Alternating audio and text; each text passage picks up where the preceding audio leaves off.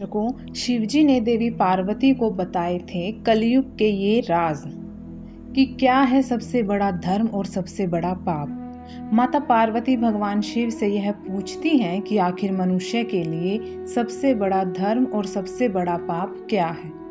भगवान शिव ने उनकी शंका मिटाते हुए उन्हें उनके इस प्रश्न का उत्तर देते हुए कहा कि मनुष्य का सबसे बड़ा धर्म होता है सत्य बोलना और सत्य का साथ देना। मनुष्य यदि झूठ बोलता है अथवा वह झूठ का साथ देता है तो ये सबसे बड़ा पाप है। इसलिए हर मनुष्य को अपने मन, अपने काम तथा अपनी बातों से हमेशा उन व्यक्तियों को अपने जीवन में शामिल करना चाहिए जिनमें सच्चाई हो तथा हर परिस्थिति में सत्य का मार्ग अपनाना चाहिए।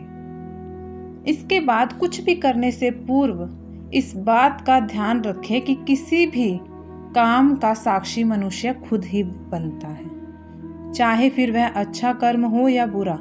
मनुष्य को कभी यह नहीं सोचना चाहिए कि उसके कर्मों को कोई देख नहीं रहा।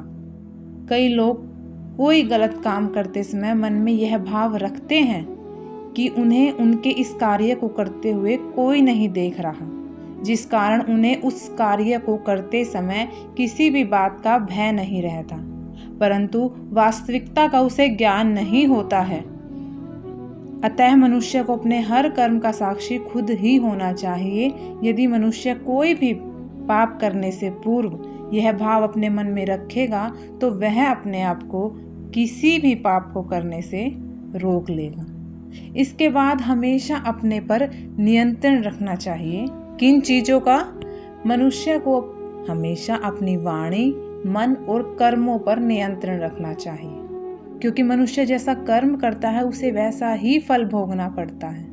मनुष्य को कभी भी अपने मुंह से किसी के लिए भी अपशब्द नहीं निकालने चाहिए तथा उसे अपने मन को अपने नियंत्रण में रखना चाहिए, क्योंकि यदि मनुष्य इन पर अपना काबू नहीं रख पाता तो यही अंत में मनुष्य के सर्वनाश का कारण बनते हैं।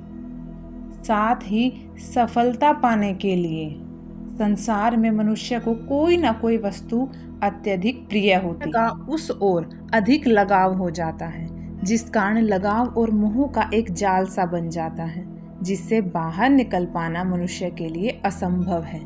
इससे मुक्ति पाने के लिए मनुष्य को सफलता जरूर करनी चाहिए।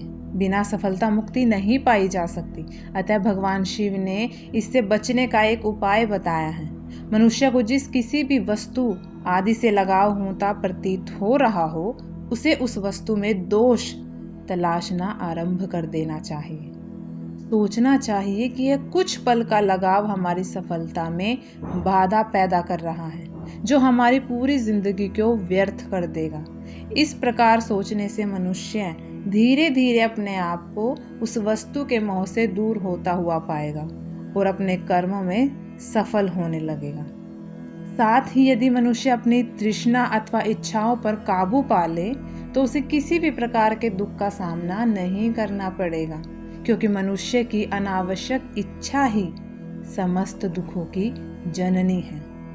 भगवान शिव के द्वारा माता पार्वती को समझाए गए इस ज्ञान में जीवन के समस्त दुखों के निवारण की बात की गई है। अगर आपको हमारी कहानियाँ पसंद आए तो चैनल को लाइक, शेयर व सब्सक्राइब ज़रूर करें।